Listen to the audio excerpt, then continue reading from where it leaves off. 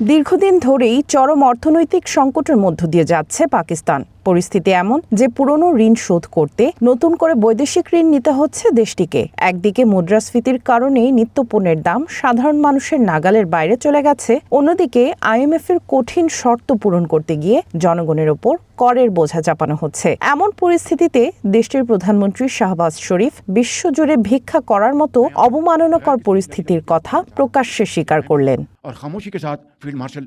শাহবাজ শরীফ বলেন, তিনি এবং সেনাপ্রধান ফিল্ড মার্শাল আসিম মুনির যখন অর্থের জন্য সারা বিশ্বে ভিক্ষা করে বেড়ান, তখন তারা লজ্জিত বোধ করেন। লজ্জায় তাদের মাথা নত হয়ে আসে বলে জানান। অনেক সময় দাতা দেশগুলোর অন্যায় দাবিও তাদের মেনে নিতে হয়। শুক্রবার ইসলামাবাদে পাকিস্তানের শীর্ষ রপ্তানিকারকদের উদ্দেশ্যে দেয়া এক ভাষণে তিনি এই কথা বলেন।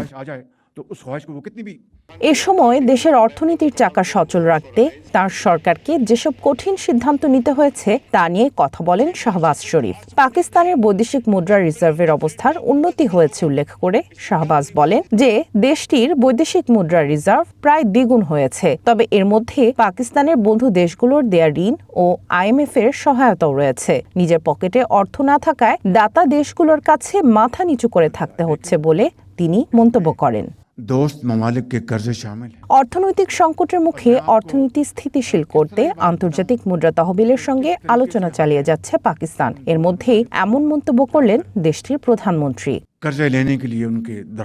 সামিয়া জান্নাহ, ওয়ান ইন্টারন্যাশনাল ডেস্ক।